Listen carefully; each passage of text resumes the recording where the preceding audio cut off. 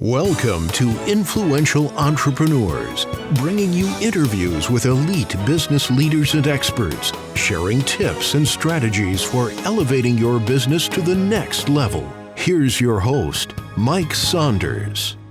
Hello and welcome to this episode of Influential Entrepreneurs. This is Mike Saunders, the Authority Positioning Coach. Today we have back with us Dominique Dieujuste, who is a financial professional and CEO of Dieujuste Financial, and we'll be talking about generational wealth. Dominique, welcome back to the program. Thank you, Mike. I truly appreciate you allowing me to be on this show to share my knowledge so I can help, individuals out to bridging the gap to their financial future. Yeah, and you know what? There is a gap, isn't it? You think, oh, I'm good, or I'll take care of retirement later, and later sometimes gets pushed back.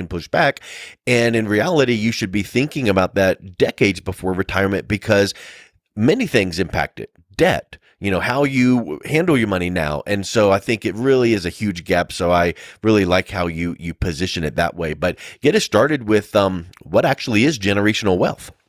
So generational wealth is where you're in a point in your life where you want to continue building with your family. What I tell my clients is that, for instance, I'm right now, I think I'm at the beginning of my family. My grandmother set me up to be able to go to college and finish. So I'm probably first generation college grad. So by my third generation, I want to be able to create wealth so they can be able to take off a springboard because the knowledge and information I got and I was passed on to the next generation. And so what you're doing is it's just not about income, creating generational wealth. It's all about knowledge as well. Because you want to make sure that you can sit down and talk to your family, your kids, and make sure they have the information to be knowledgeable to be able to take on whatever wealth you leave for them.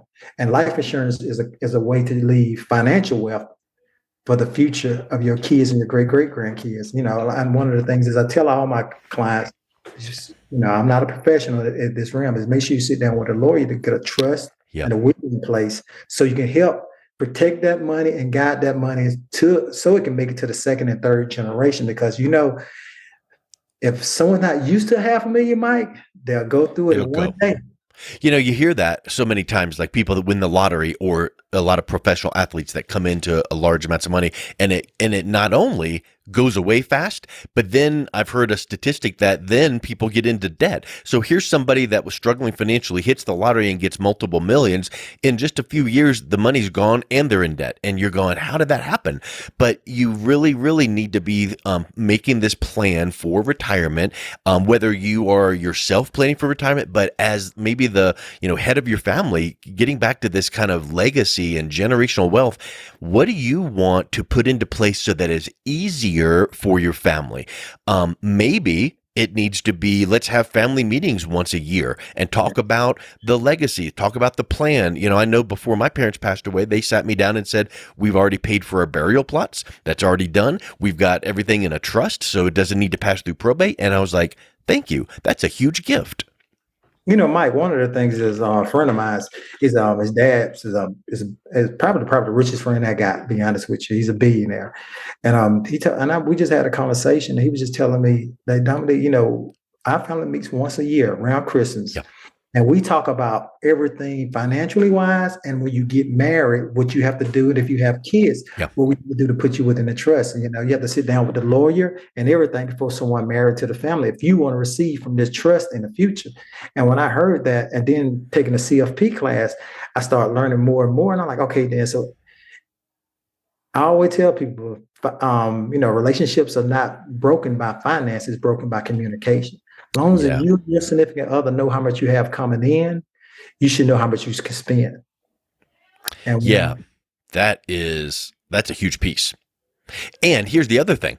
I love how you said your friend has regularly scheduled meetings. Hopefully it's annually, but even if it's every few years, the fact that you have a plan put into place for, your family is huge. Then the fact that you talk about it periodically is even better, because I think that sometimes people don't even know, like, oh my word, I didn't even remember we had long-term care insurance. So, wow, we should have been, accessing that. So having it front and center is just really big. And if you are really wanting to give the ultimate gift to your family of that legacy, your name, your family name, having all of these things put into place, so that not only are they're aware of it, but now let's talk a little bit about, transferring the money to your family, because I think that kind of ties into the aspect of generational wealth. If you had X number of dollars and then it went to your kids, but it had to go through probate, and then here's all these taxes, and that, you have this big number, but then they're left with this little number. Well, what are some ways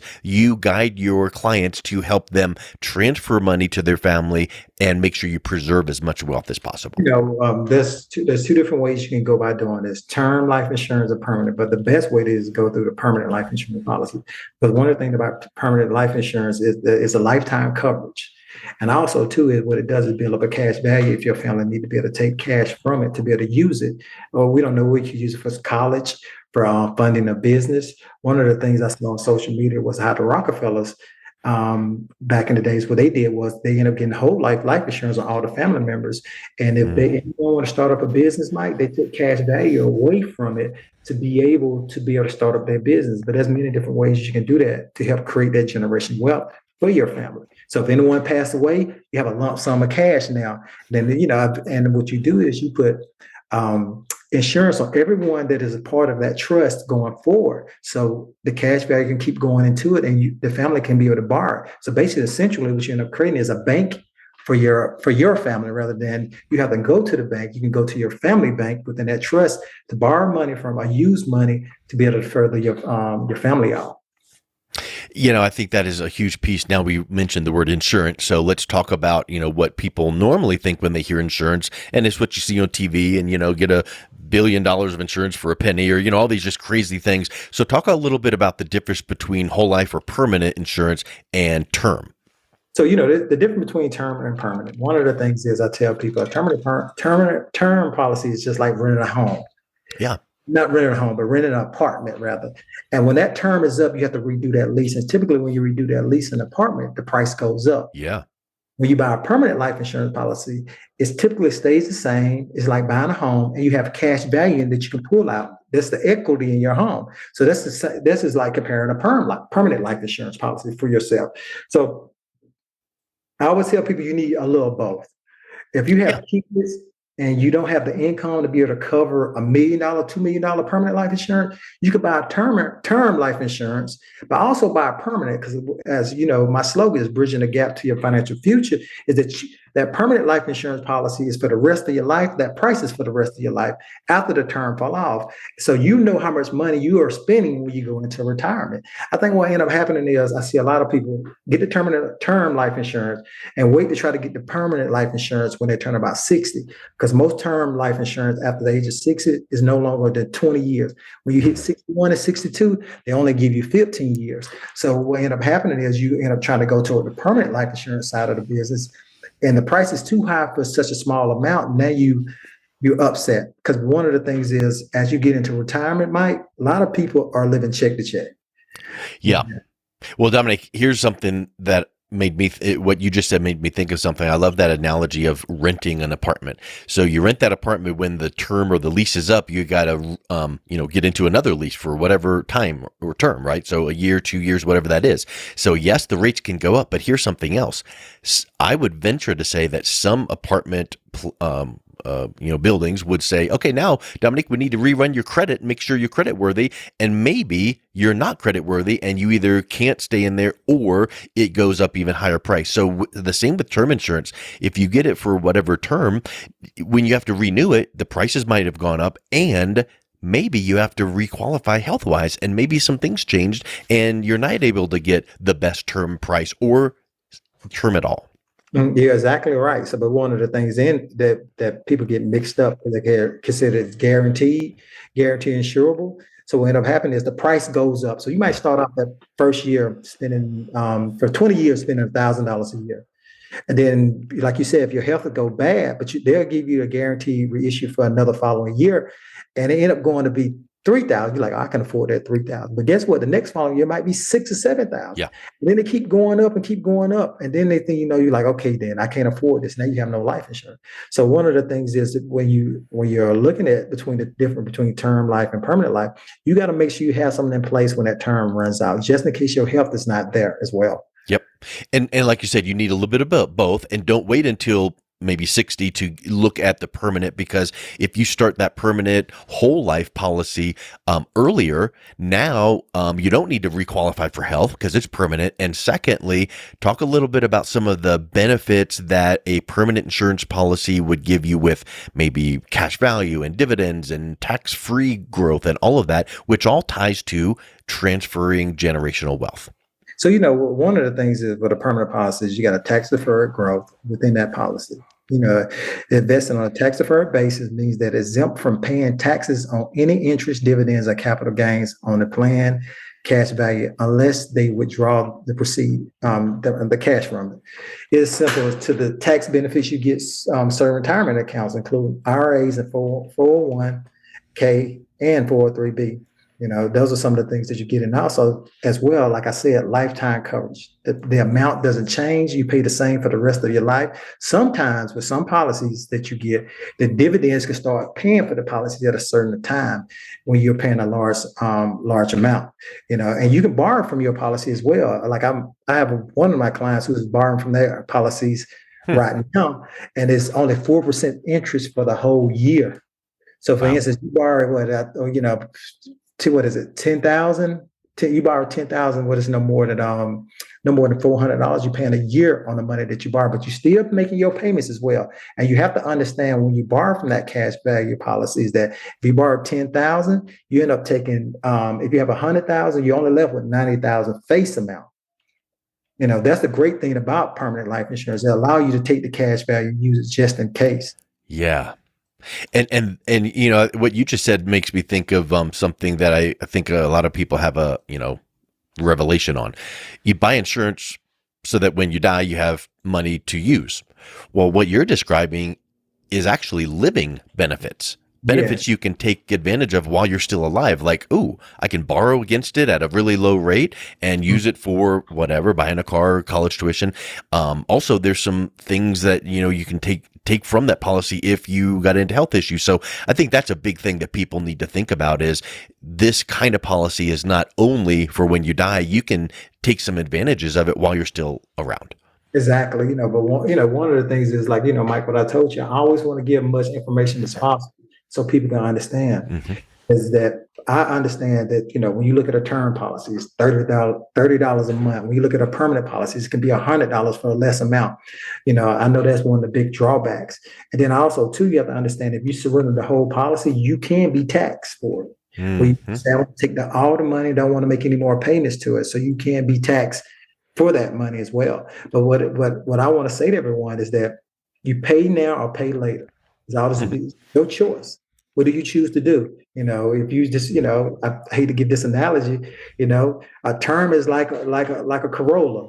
It's gonna get you where you need to go. Yep. Mercedes-Benz, it's gonna get you there a little faster. It's gonna, it's that shiny object. So you pay for what you end up getting at the end of life. So if you're looking for something that that's gonna be a great product, they're gonna last a long time, and to the day you die, and it give you an option of pulling cash from it, it's a permanent life insurance policy. And then when let's say you had that permanent life insurance and it's part of your legacy generational wealth plan and you pass, well, then now all of that goes to your family. And doesn't that preserve I don't know the specifics, but you would, but is that tax free to the family? Yes. The insurance policy, this proceed, the cash is tax free to you. That's huge. Something you don't have to pay at all. And it's also a binding contract between you and the individual, your beneficiaries as well. So that's a great part of about life insurance, that I like. But one of the things is like also too, if you don't have the cash to leave for your family, like you said, creating that generation wealth, you can put a few dollars aside and then have the opportunity to be able to leave your family a large sum of cash. Because, a lot of my clients who I talk to, a lot of them don't have 10, 20, 30, 40, 400,000, 500,000 sitting around. Yep. But if they have an opportunity to spend $100, $200 to get that amount, and like we said beforehand, at the beginning, talk to a lawyer and look at a trust and a will, and then especially a living, trust is basically a living will that you're basically leaving money, and you can, from your deathbed, tell them how you want the money to be spent, because you don't want some of your family members to blow it all in one sitting. You want to be able to leave them a little, say, hey, guess what? I got $1 million, or $500,000 I'm gonna leave for you, and this is just enough to cover your rent and or your mortgage. So that allow you, free you up to be able to spend money on my grandkids, Hmm. or a car. And what you do as well, make sure that individual that received from that trust has a life insurance policy on themselves as well. So you receive nothing from this trust unless you have a life insurance policy that you're paying for. So we Hmm. can keep dumping money back into that trust so the grandkids can receive some money. Once the grandkids start receiving the money, they have an insurance policy. And what you do is you just create that generation wealth, where this keep rolling, rolling, and rolling and rolling. And eventually, it might be third or fourth generation where you might have, you might have 20, 30 million within that trust, where, like you said, you just great Papa might just set up the family for the rest of their life. Yep. You know it.